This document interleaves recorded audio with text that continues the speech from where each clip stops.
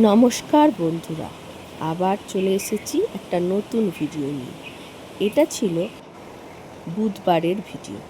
বুধবার ছিল একাদশী, পরদিনই একাদশী। সেদিনটা খুব ভালো দিন, তাই জন্য ঠাকুরকে ভোগ রান্না করে দেবো বললো শাশুড়ি মা। তাই চলে গেলাম শাশুড়ি মায়ের কাছে রান্না বান্নার সাথে থাকার জন্য। অনেক রকমই হয়েছিল, ভাজা হয়েছিল নানা রকমের, আর তার সাথে হয়েছিল একটা বড় করে চচ্চড়ি, আর হয়েছিল পটল আলুর তরকারি, খিচুড়ি, পায়েস, চাটনি, মিষ্টি, ফল এসব দিয়েই ঠাকুরকে ভোগ দেওয়া হয়েছিল। আর এইগুলো সবই আমার শাশুড়ি মা, ননদ আর আমাদের যে হেল্পিং হ্যান্ড সে ছিল, আর আমিও গেছিলাম তার সাথে সাহায্য করতে। আর একে একে সব ঠাকুরকে বেরিয়েও দেওয়া হলো টাইম মতো। সেদিনটা ছিল একাদশী, আর সকলের গরমের ছুটি পড়েছে, আর আমার ননদও এসেছিল বাড়িতে। তো এই নিয়ে একটা উৎসবের মতন তৈরি করা হলো। ভালোই লাগলো, কটা দিন বেশ ওখানে গেলাম এলাম করে থেকেছি, ভালোই হয়েছে। আর ঠাকুরকে ভোগ দিয়ে সেই ভোগ আমরা সবাই মিলে আবার খেলামও। তো এই যে আমার শাশুড়ি মা, ননদ আর আমি।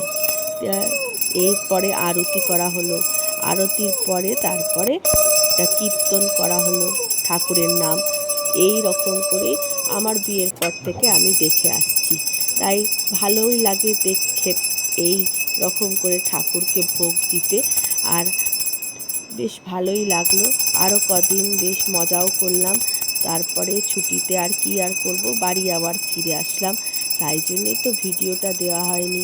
আর গলার অবস্থা খুবই বাজে, যে কি বলবো, তাই ভিডিও করতেই পারছিলাম না। আর কী করে ভয়েস ওভার দেবো সেটাও ভালো লাগছিল না, খালি কাশি আর কাশি, গলাটা বড্ড ব্যথা হচ্ছে। এরপরে এরকম করে আমাদের তারপরে সকলে মিলে ঠাকুরের নাম করা হলো, তারপর ভোগ বিতরণ করা হলো। এরকম করে আমাদের সেই দিনটা বেশ ভালোই কেটেছিল।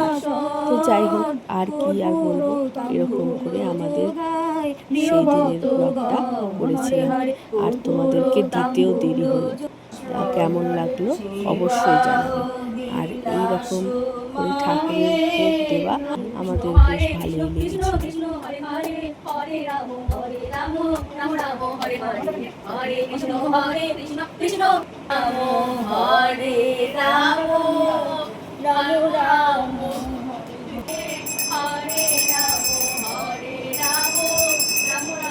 আজ আসি,